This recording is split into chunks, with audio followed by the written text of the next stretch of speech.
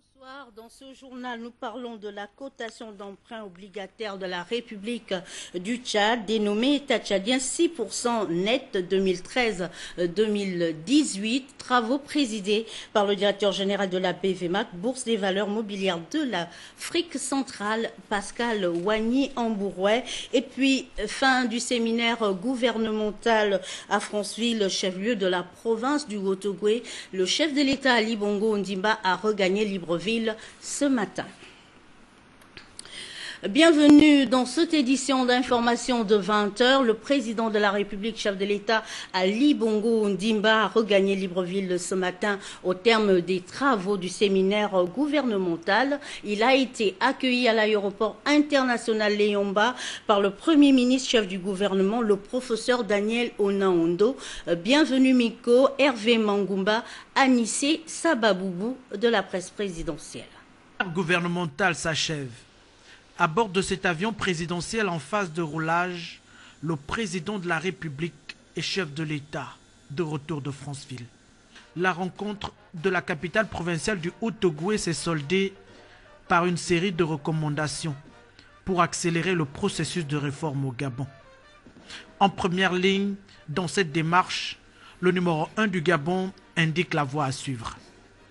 Éducation, logement, santé publique, communication, bref, les attentes des Gabonais sont nombreuses, certainement à la hauteur des espoirs placés en ce séminaire. Après les phases écrites et orales de Franceville, le gouvernement est donc attendu dans la pratique, au pied du mur de son action et de sa capacité à accompagner le président de la République dans son combat pour une vie meilleure au Gabon. Juste après son arrivée à Libreville, le président de la République a conféré avec le président de la Banque africaine de développement le compte rendu de Bienvenue Miko de la presse présidentielle. La rencontre était élargie aux proches collaborateurs des deux hommes. Engagé dans un processus de développement, le Gabon bénéficie du soutien de la Banque africaine de développement. Nous avons évoqué la coopération entre la Banque et le Gabon, et la coopération régionale, et tout un ensemble de questions qui intéressent le Gabon et la Banque africaine. Comme vous le savez, nous avons une relation qui est très bonne, ancienne, soutenue. Donc j'étais là pour écouter les conseils de M. le Président, comment approfondir les relations entre la Banque et le Gabon, et explorer aussi ensemble des perspectives nouvelles, vu les nouvelles priorités du pays. Le séminaire gouvernemental qui s'achève a fixé le cap des ambitions du président de la République pour la nation. Avec l'appui de la BAD, le président Ali Bongo Ondimba veut accélérer le rythme des réformes pour le devenir du pays. Je voulais écouter le président Ali Bongo Ondimba sur les nouvelles perspectives du Gabon, surtout sur le plan social, et les perspectives effectivement de faire partager la croissance gabonaise aux larges populations. C'est un plan qui me paraît très important et très solide, où la banque voudrait participer. Parce qu'aujourd'hui en Afrique, la croissance est très forte, mais il faut le rendre plus inclusif. Il faut créer l'emploi pour les jeunes, il faut créer des filets de sécurité pour tout le monde. Il faut créer la sécurité économique pour nos populations. Donc c'est pourquoi nous soutenons beaucoup sur le plan social. Et nous souhaitons la participation de la banque. Mais ce n'est pas de cela seulement qu'on parle avec le chef de l'État. Il y a tout un ensemble de sujets qui intéressent le Gabon et la banque. Signe de l'excellence du partenariat entre le Gabon et la BAD, cette poignée de main et cette accolade. Juste avant l'entretien du palais présidentiel, le président Donald Kaberuka et sa suite ont été conviés à un repas en présence du Premier ministre, chef du gouvernement.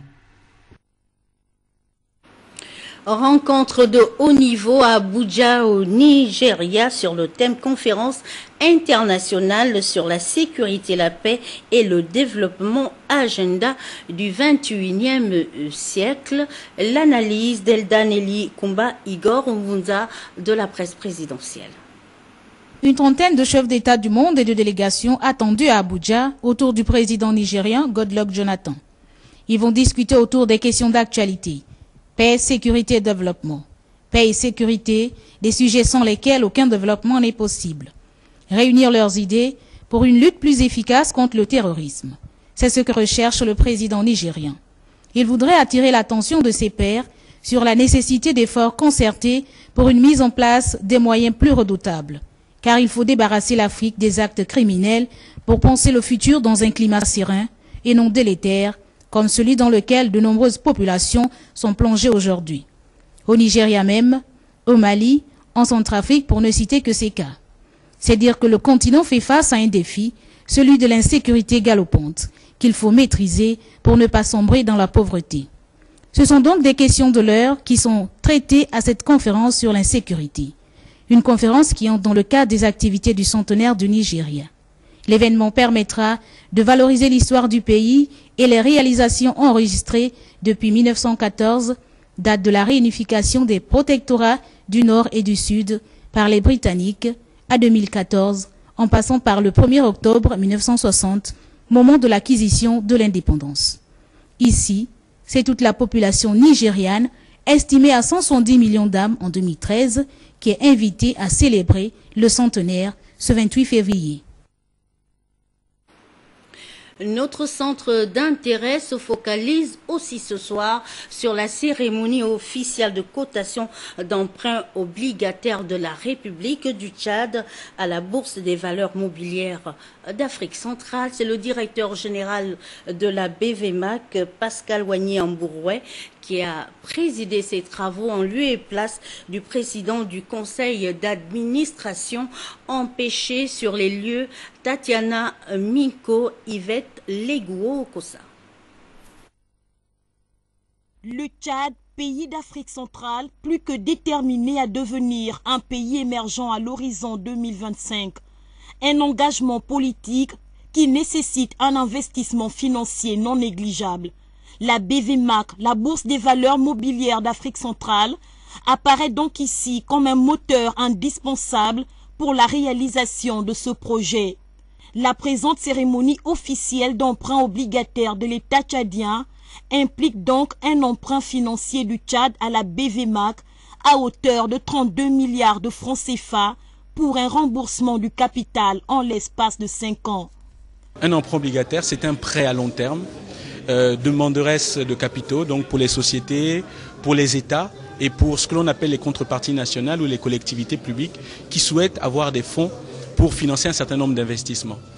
Le Tchad a levé des fonds pour pouvoir financer un centre d'affaires de plusieurs immeubles afin de moderniser la capitale N'Djamena. Le Tchad officialise auprès de la BVMAC son deuxième emprunt obligataire.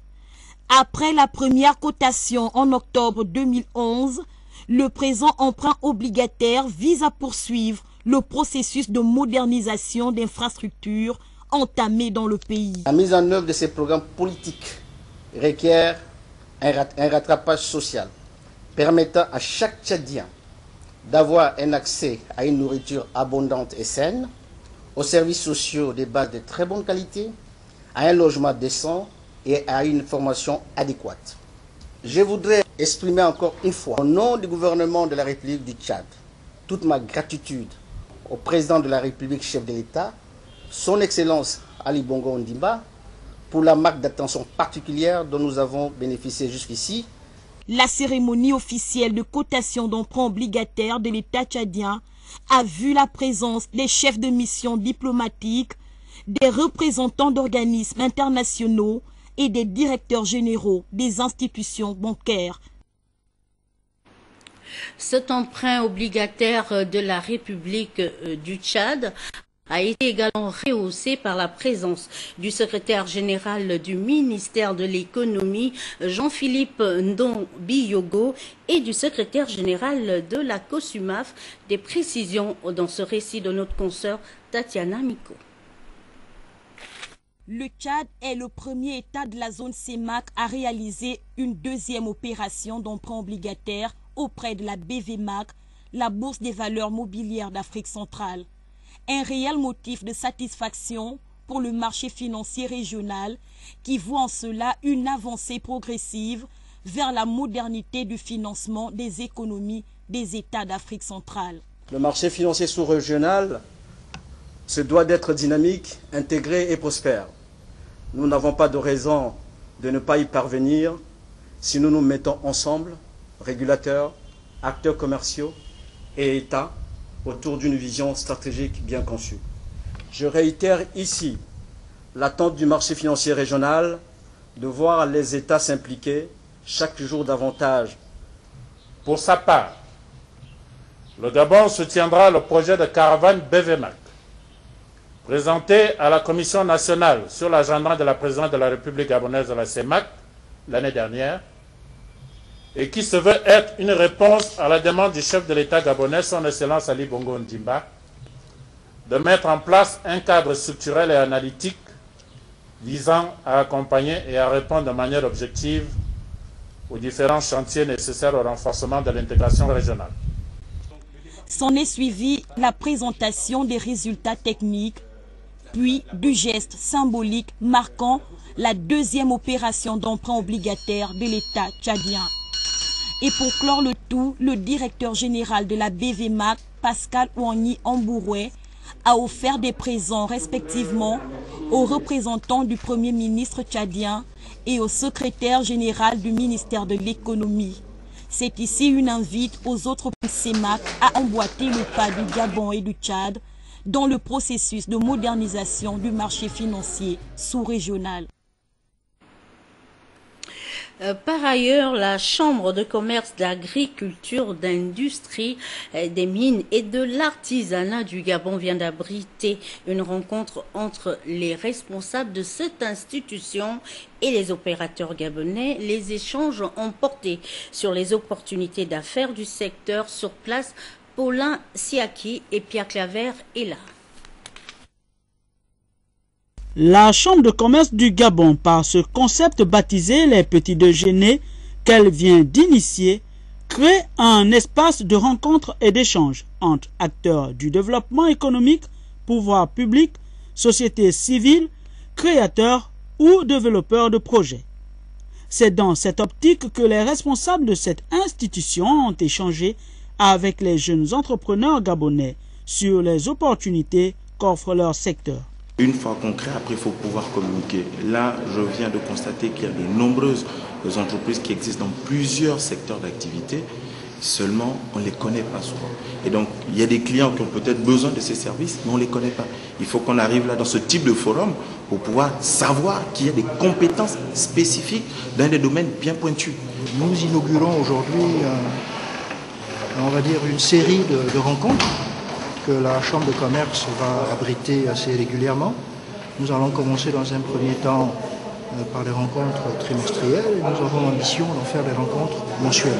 L'offre de services de la Chambre de commerce du Gabon vis-à-vis des PME en matière d'appui et d'assistance a été fortement indiquée par le président Jean-Baptiste Bikalou à ses jeunes partenaires au développement de notre pays. Une réunion régionale préparatoire de la 9e session de la Commission des mesures phytosanitaires vient de se tenir à Libreville. Objectif, aider les pays de l'espace CAC-CEMAC à aborder les questions phytosanitaires et l'application harmonisée de la Convention internationale pour la protection des végétaux sur les lieux. Eric Ndiengi Badinga et Pierre Claverella. Le secteur agricole est une source potentielle de lutte contre la pauvreté pour les populations de l'Afrique centrale, dont la majorité dépend de l'agriculture pour ce moyen de subsistance et de croissance économique. Cependant, ce secteur est tributaire de nombreuses contraintes, parmi lesquelles des problèmes phytosanitaires posés par les ravageurs, les maladies transfrontalières et endémiques qui limitent la productivité. C'est pour cette raison que la santé des végétaux était au cœur de cette réunion régionale préparatoire de la 9e session de la Commission des mesures phytosanitaires. L'importance des questions phytosanitaires dans le secteur de l'agriculture et de la sécurité alimentaire n'est plus à démontrer. C'est pourquoi la mise en œuvre d'une stratégie de réduction de leur impact dans le cadre du programme national est une absolue nécessité. dans le cadre d'une initiative continentale avec l'Union africaine et le Népal, notre région a adopté un programme régional d'investissement agricole de sécurité alimentaire et nutritionnelle dans le cadre du PDDA, le CADEP pour les anglophones. Et dedans, il y a des sous-programmes fortement orientés sur la facilitation des échanges avec les normes phyto- et zoosanitaires à mettre en place dans notre espace. La FAO, à travers son bureau sous-régional pour l'Afrique centrale, appuie depuis 2009 les pays de la sous-région dans le renforcement des capacités phytosanitaires. La présente rencontre vise donc à renforcer davantage les capacités des points de contact de la CIPV de l'Afrique centrale dans l'analyse et la compréhension des enjeux dans le domaine phytosanitaire au niveau mondial, tout en leur donnant les connaissances et outils pour présenter et défendre les intérêts de la sous-région face à ces enjeux de la prochaine session de la CMP. Cette rencontre se situe dans le cadre de la Convention internationale pour la protection des végétaux. L'objet de la Convention est d'assurer la coopération internationale des organismes nuisibles tels que les insectes ravageurs, les agents pathogènes, les nématodes et les plantes envahissantes. Sur le front social, du bonheur pour les populations du premier arrondissement de la commune d'Akanda qui ont reçu des moustiquaires imprégnés, une initiative du programme national de lutte contre le sida, autant pour moi, contre le paludisme en partenariat avec l'ABICIG, ce sujet proposé par nos confrères de la TV2. Moustiquaires imprégnés qui ont été remises aux enfants et aux femmes enceintes du Cap Esterias dans la commune d'Akanda. Une initiative du programme national de lutte contre le paludisme de Kembo, soutenue par plusieurs partenaires. Cette action humanitaire a été vivement appréciée à sa juste valeur par le maire du premier arrondissement d'Akanda. Mais beaucoup reste à faire dans son arrondissement. Lorsque je regarde les structures existantes, elles datent de plus de 40 ans. Et elles sont devenues obsolètes. Frappées d'un manque de médicaments criards, de médecins. Alors comment les populations du Cap Esterias, de Malibu, de Santa Clara, du premier campement, peuvent-ils bénéficier des soins de santé les plus urgents lorsque il y a une absence véritable des simples infirmeries et dispensaires? Le paludisme reste la première cause de consultation, d'hospitalisation et de décès au Gabon. Le Gabon, malgré certains indicateurs socio-économiques encourageants, présente une carte sanitaire peu reluisante dans certains domaines. Le paludisme touche des dizaines de milliers de personnes et la moustiquaire imprégnée, la principale méthode de prévention, n'a atteint que 55% de couverture. Ce taux de couverture est loin de nous satisfaire. Ceci interpelle toute la communauté nationale à se mobiliser davantage car le paludisme ne peut être vaincu par aucun État ou organisation agissant seul. La nécessité d'un partenariat multiforme et multisectoriel s'impose afin de mettre en place une approche globale coordonnée pour combattre la maladie. Le paludisme dans le monde, c'est 200 millions de cas par an, 660 000 décès annuels et un enfant meurt toutes les 56 secondes en Afrique. Ici, ce sont les déguerpis du quartier PK12 de Libreville qui lancent un cri d'alarme aux autorités de la République quant au délai accordé pour leur départ fixé au 4 mars prochain. Ceci après le passage des agents de l'Agence nationale des grands travaux annonçant la destruction de leur maison sur les lieux Cabrel Guilain Lemami, lui Bestar Lenyongo. Depuis 2009, le gouvernement gabonais a entrepris des grands travaux en vue d'améliorer les conditions de vie des citoyens et d'accélérer le développement tout azimut du pays. La construction des logements sociaux et des infrastructures routières sont inscrits dans ce vaste projet du chef de l'État, celui de faire du Gabon un pays émergent à l'horizon 2025.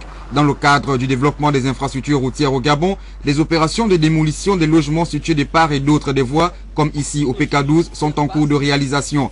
Ici, une campagne de sensibilisation des populations a été menée par les agents de l'Agence nationale des grands travaux. Effectivement, à partir du 4 mars, nous allons effectivement démarrer les démolitions. Les populations de cette partie de la capitale soutiennent l'œuvre du gouvernement quant à la matérialisation de ce projet. Seule inquiétude, le problème de relogement au regard des délais prescrits. Nous ne sommes pas contre, mais on te donne un peu d'argent, on ne te donne pas et le terrain, on te laisse un mois pour déguerpir. Comment on peut faire? La politique du relogement était pour moi l'essentiel, c'était la meilleure. Et en même temps, je me plains également des délais qui ont été accordés à la population. Quand on vient de déguerpir là, on accepterait parce que le président a envie d'arranger le Gabon, on accepte, nous ne sommes pas contre, mais qu'il donne une bonne marge pour effectuer les travaux. Et aujourd'hui, les enfants sont à l'école, qu'on nous laisse le temps jusqu'en août, une fois les enfants sont en vacances, les parents vont construire les maisons. Et quand tu viendras en décembre, s'ils cassent les maisons là, je crois que l'État ne serait plus en faute. Des moments difficiles qui laissent ces populations dans le désarroi total. Une chose est sûre, on ne peut faire d'omelette sans casser des œufs. Vous le savez, l'eau et l'électricité concourent au bien-être des populations, mais se font de plus en plus rares à Libreville et ses environs. En dépit des efforts menés sur le terrain, ces problèmes restent entiers. Le constat est fait ici par Charline Ourampira de notre rédaction. La construction de la centrale thermique d'Alenakiri a été, selon l'opinion, la solution palliative aux problèmes d'eau et d'électricité auxquels sont confrontés certains foyers gabonais. Mais visiblement, après l'inauguration de cette centrale, les retombées de cet ouvrage ne semblent pas totalement satisfaire les populations qui éprouvent toujours des difficultés à avoir accès à l'électricité. Il n'y a pas de poteau qui amène le courant jusqu'ici. On prend chez les voisins et tous les occupants, rares sont ceux qui ont les compteurs. Des communiqués émanent de la SEG sur les raisons de la perturbation du réseau électrique. Mais le désagrément de ces délestages se répercute dans les hôpitaux, les ménages et les administrations. Il y a des coupures qui nous donnent des matins de compteurs et plus tard, gaspillent les congélateurs, les ventilateurs. Le problème d'adduction d'eau n'est pas indissociable de celui de l'électricité. Les résidents de certains quartiers de Libreville et ses environs peinent à avoir de l'eau. On a souvent besoin de l'eau dans le ménage. Il n'y en a pas d'eau. On serait obligé de se déplacer soit à Beau Séjour, soit quelque part ailleurs quand même pour aller chercher l'eau. Nous n'avons presque pas de l'eau de temps à autre. Nous allons au travail sans nous laver. Nous avons des enfants qui souffrent et des maladies comme typhoïde, diarrhée, etc. Au quartier Bongos par exemple, la construction du nouveau château d'eau devrait soulager les habitants du Pécadis de Niali. Paradoxalement, toujours pas alimentés et les populations tirent toujours le diable par la queue. Ici, là, au château, nous, pour avoir de l'eau, il faut aller demander au château là-bas. Pour qu'on nous donne l'eau pour boire et travailler un peu les... Le château d'eau, depuis on nous dit qu'il y aura l'arrivée d'eau, il y a jusqu'à présent, il y aura la pression, on attend. Nous ne travaillons pas, même pour faire les travaux de construction, il n'y a rien. On attend parfois la pluie tomber. À l'heure où le Gabon aspire à l'émergence, la lutte contre la pauvreté passe d'abord par la satisfaction des populations en eau et en électricité. Merci Charline pour toutes ces précisions. Et puis l'opérateur de télécommunications Gabon Télécom vient de procéder à la remise de chèques à plusieurs gagnants du jeu Akewa. La campagne lancée le 15 janvier s'étend jusqu'au 15 mars 2014. Des précisions dans ce reportage de Philika Biyongo Kombila et Francis Edes Ngomo. 5 millions de francs CFA à partager entre 20 abonnés de Gabon Télécom. La campagne dénommée Akewa, lancée le 15 janvier, vient de faire des heureux. Je suis très contente ce soir pour avoir gagné ce chèque, mais je dédie ce chèque à mon Dieu, à l'Éternel, car c'est lui qui a permis que je sois là aujourd'hui. J'ai joué 20 fois seulement, 20 fois, mais je ne croyais pas. Je ne m'attendais pas à ça, je joue au 20. Nous sommes des 100 francs Et je ne croyais pas, j'étais surpris qu'on m'a appelé que vous avez eu 250 000. Et j'encourage les abonnés d'Akewa, Gabon Télécom, de jouer comme moi. À travers le concept Akewa, qui signifie merci en langue obienais, Gabon Télécom entend manifester sa reconnaissance à l'endroit de ses 1 million d'abonnés. Nous procédons tous les 15 jours à la remise de chèques dans un quartier populaire. Aujourd'hui, nous sommes à Rio et là, nous avons récompensé une vingtaine de nos abonnés qu'il s'agit d'envoyer la lettre M au 2020. Le SMS coûte 100 francs, ce qui permet à notre abonné de gagner la somme de 250 000 francs. La campagne, elle est présente sur l'ensemble du territoire national, mais les cérémonies de ce type, elles ont lieu à Libreville où nous totalisons à peu près 80% de notre marché. Les tirages au sort sont organisés chaque lundi pour déterminer les gagnants.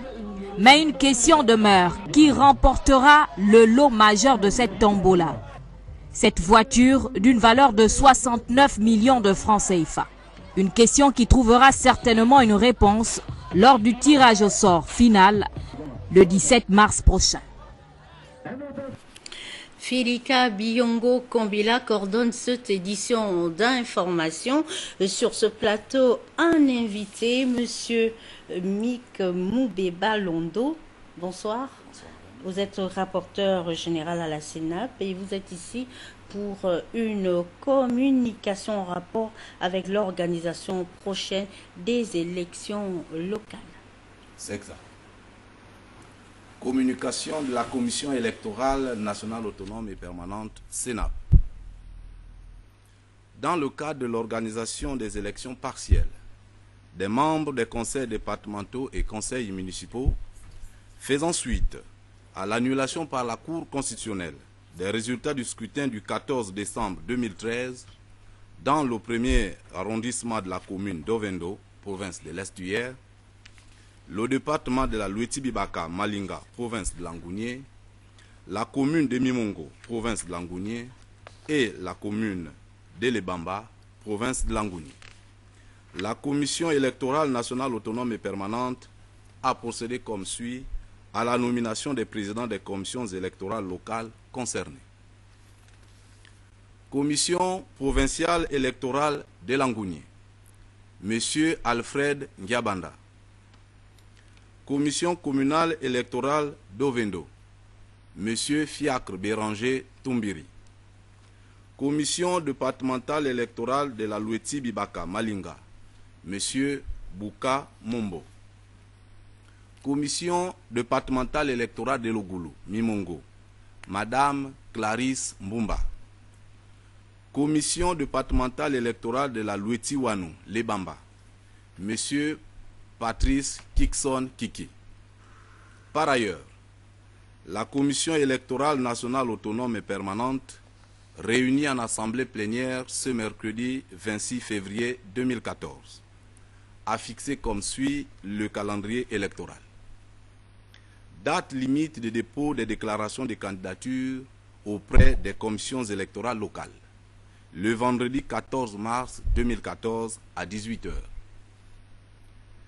Ouverture de la campagne électorale, le mercredi 9 avril 2014 à 0 h. Clôture de la campagne électorale, le vendredi 18 avril 2014 à 24 h. Convocation du collège électoral, le samedi 19 avril 2014. Il est rappelé à l'attention des acteurs politiques intéressés par les élections locales partielles 19 avril 2014 que, comme lors des précédentes consultations de la même nature, les principes ci-après énoncés seront appliqués aux dites élections par la Commission électorale nationale autonome et permanente. Sous réserve des dispositions des décisions de la Cour constitutionnelle, seuls les candidats ayant pris part à l'élection du 14 décembre 2013 seront autorisés à se présenter aux élections partielles du 19 avril 2014.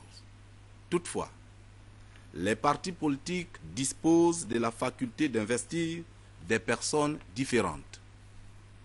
Pour la confirmation de leur candidature, les candidats doivent remplir le formulaire CNAP et produire uniquement un extrait des casiers judiciaires datant de moins de 3 mois, sauf en cas d'investiture d'une personne différente par un parti politique. Dans ce dernier cas, devront être produits. Une copie légalisée de l'acte de naissance ou du jugement supplétif du candidat. Un certificat de résidence. Un extrait de casier judiciaire datant de moins de 3 mois. Une déclaration sur l'honneur relative à l'article 62 de la loi numéro 7/96 du 12 mars 1996 portant dispositions communes à toutes les élections politiques modifiées. Faite à Libreville le 26 février 2014, signé du président René Aboguela. Je vous remercie. C'est moi, monsieur. Dans le sujet qui va suivre, nous vous proposons la réaction du porte-parole du Parti démocratique gabonais, Jean-Sylvain Monda, suite à l'engagement pris par le président de la République qui ne ménage aucun effort pour appuyer la mise en œuvre du nouveau pacte social. Nous l'écoutons, propos recueillis par Sacha Pinji et Meda Ringan de notre rédaction. C'est une très bonne initiative du président de la République. Ce séminaire intervient après la mise en place d'une nouvelle équipe gouvernementale. Mais surtout, le séminaire se tient après l'annonce par le chef de l'État d'un pacte social en vue d'améliorer les conditions de vie des Gabonais les plus nécessiteux. C'est une initiative à laquelle le Parti démocratique gabonais adhère et soutient pleinement. Ce séminaire gouvernemental aura permis de mettre tous les membres du gouvernement au même niveau d'information. N'ayant pas d'état de grâce, comme l'a rappelé le chef de l'État, le gouvernement avait besoin d'être bien informé, bien outillé pour mieux répondre aux attentes de nos concitoyens. Et dans cette optique, le Parti démocratique gabonais assure le gouvernement qu'il accompagnera comme il se doit. Le Parti démocratique gabonais soutient totalement la décision du président de la République de suspendre le versement des fonds communs. C'est une décision conforme à sa vision politique et le PDG est convaincu que cette mesure œuvrera à l'équité dans l'administration gabonaise. Car dans un état de droit, il est inconcevable qu'à diplôme égal, certains agents de l'État gagnent 2 à 3 fois plus que d'autres. Avec cette décision, le chef de l'État veut réduire les inégalités, conformément au Gabon du partage qu'il met en œuvre depuis 2009. Mais je précise qu'il s'agit d'une suspension et non d'une suppression des fonds communs. Ceux-ci font l'objet d'une commission ad hoc présidée par les membres du gouvernement concernés en vue d'une meilleure distribution sur la base d'une clé de répartition plus équitable. Voilà, nous refermons cette édition d'information sur cette note politique. Merci pour votre attention. À demain 20h.